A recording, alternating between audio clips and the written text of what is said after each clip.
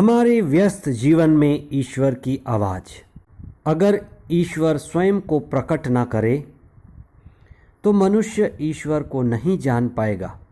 लेकिन कई ऐसे माध्यम हैं जिसके द्वारा ईश्वर स्वयं को प्रकट करता है। दूत और महादूत उनमें प्रमुख हैं। ईश्वर के कार्य करने के कई तरीके हैं। उनके कार्यों में दूतों और महादूतों का विशेष हाथ और साथ रहता है। इस विशाल ब्रह्मांड में कई तरह की ताकतें और शक्तियां कार्य करती हैं। दूत व महादूत व फरिश्ते ईश्वर की ऐसी ताकतें हैं जो ईश्वर के साथ हैं, ईश्वर के साथ रहती हैं, मनुष्यों की मदद करती हैं और ईश्वर की महिमा और गरिमा को प्रकट करती हैं। 26वां सामान्य सप्ताह 29 सितंबर 2022 बृहस्पतिवार। पहला पाठ नबी दानियल का ग्रंथ अध्याय 7 पद संख्याएं 9 से 10 तथा 13 और 14। संत यूहन्ना का सुसमाचार अध्याय 1 पद संख्याएं 47 से 51 तक। इस बाहरी जगत को, इस संसार को और संसार की उत्पत्ति और संरचना को समझने के लिए धर्मशास्त्र हमारे सबसे अच्छे और विश्वसनीय माध्यम और मित्र हैं। इसीलिए हम धर्मशास्त्र और धर्म ग्रंथों को प्रकाशना या प्रकट होना कहते हैं। धर्म ग्रंथ प्रकाशना ग्रंथ हैं। वे कई छिपी बातों को, रहस्यों को हम पर प्रकट करते हैं। They are revelation. अगर ईश्वर स्वयं को प्रकट ना करे, छिपाए रखे, तो मनुष्य ईश्वर को नहीं जान पाएगा। लेकिन धर्म ग्रंथ के द्वारा कई माध्यम, कई तरह की शिक्षा जो हमें बताते हैं कि ईश्वर विभिन्न रूपों में कार्य करता रहता है। इसलिए हम चीज़ों को बांट बांट कर देखने और समझने का प्रयास करते हैं।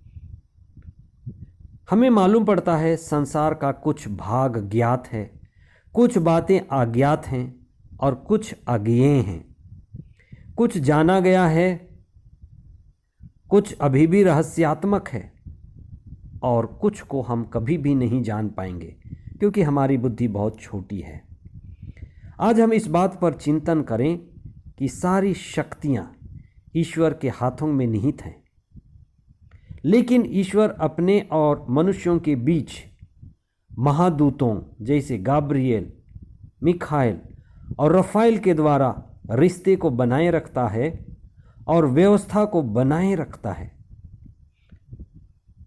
ईश्वर ही सृष्टि करता है, निर्माता है, वही व्यवस्थापक है, व्यवस्था करता है और निर्माता तथा पुनर्निर्माता भी वही है। आज के सुसमाचार में ईसा नाथानाएल से स्वर्ग को खुला हुआ और स्वर्गदूतों को ऊपर और नीचे चढ़ते उतरते देखे जाने की बात कहते हैं। दूतों का स्वर्ग में चढ़ना उतरना स्वर्ग और पृथ्वी, स्वर्ग और संसार के रिश्ते को प्रकट करता है। ईश्वर का संसार के प्रति जिम्मेदारी है। ईश्वर व्यवस्था बनाए रखता है और इसी का प्रतीक है।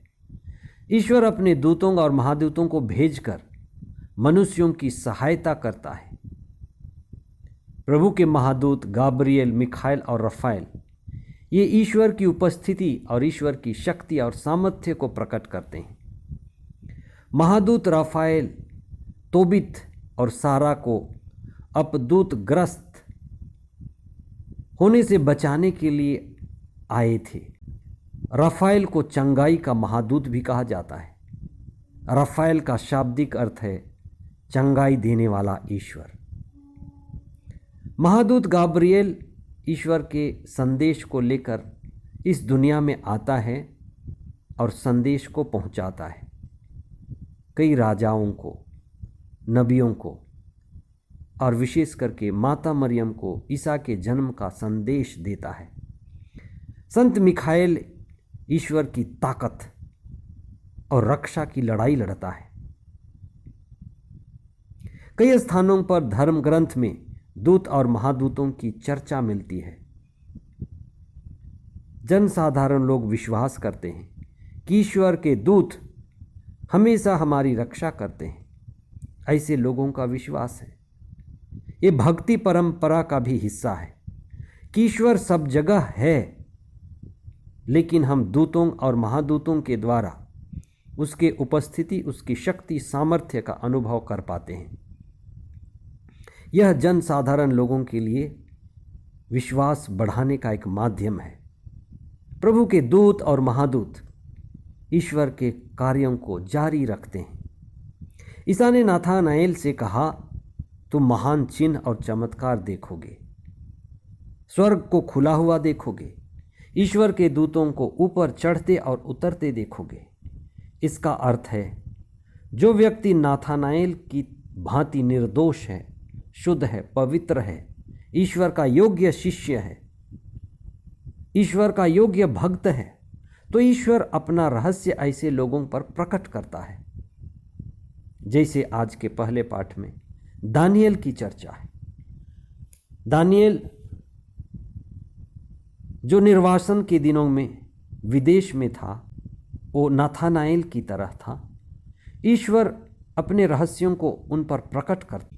ईश्वर के कार्य करने के कई तरीके हैं। उनके कार्यों में ईश्वर के दूत और महादूत का विशेष हाथ और साथ होता है। आइए हम प्रार्थना करें।